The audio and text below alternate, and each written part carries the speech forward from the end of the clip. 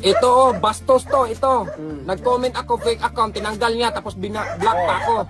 Kami lahat, pati yung cameraman ko. Pati cameraman. Nag-comment, I-block. black. Guys, naman, please naman. Yan guys, oh. So, tandaan nyo, oh. Oh, yan. BMAX TV, Reels, BMAX BMAX Reels, BMAX TV Bros, BMAX TV. Malaki yung T niya guys ha. Malaki yung T. 270k followers na siya. Tapos BMAX TV Vlog, yan, hindi din yan sa amin. BMAX TV Farm Group, hindi yan sa amin. BMAX TV, ano yung followers niya? 500,000, imagine nyo guys, 500,000 yung followers niya. Monetize na. Monetize pa to ha. O ano na Meta? Bakit monetize to sila? Hindi sa kanilang video to. Meta. Mukha. Gumising naman kayo, Meta. Ayun oh. Wala na. Wala na. Parang comment na lang guys kung pagpatuloy pa ba namin to. Wala na oh. BMAX TV Fantastic. Yan, BMAX TV official page. May official page pang mga loko-loko. BMAX TV Vlog. Di sa amin yan. O BMAX TV, malaki yung K niya oh. Magbibigay ako ng GCash at mamimili ako sa lahat ng mga subscribers sa YouTube channel namin. Guys oh. Hindi sa amin yan guys. Naman. Paki-report. At guys, meron pang mga ibang account na yung ang video sa akin pero yung mga pangalan hindi sa kanila mismo pangalan, sa kanila mismo profile pero ang video sa amin.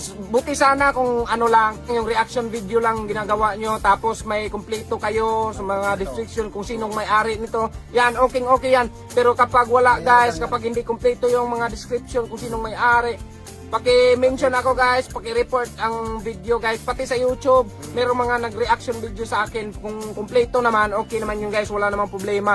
Yung hindi lang kumpleto kung sinong may-ari, sana i-promote nyo din kami, ganon. Yung mga nag-reaction video sa amin, sana i-promote nyo din kami. Oo, ganon, dapat may promotion kasi sa aming video yan kumbaga yun na lang gawin nyo tapos hindi nyo pa magawa. Kumbaga ganon. Sana reaction video na lang, hindi yung mismong ganito. Oo.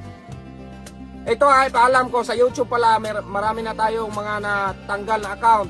Kasi sa YouTube alam ko kung paano mag-copyright. Dito sa Facebook hindi ko alam. Iwan ko nito kay Meta kung bakit pinapayagan to maging monetize tong mga loko-loko na to. Iwan ko kung bakit na-monetize tong mga linti na to Taga 500,000 yung followers nila, yung 5 million views, 10 million views. Yung talo pa kami. Kung alam ko lang to guys, kung sino magturo sa amin kung paano mag-copyright, kung sino dyan, sana matulungan nyo kami para ma-copyright namin. At kung hindi man lang yon, kahit sa pag-report na lang guys, yung may itulong nyo. Please guys, so hanggang dito lang tong video na to guys.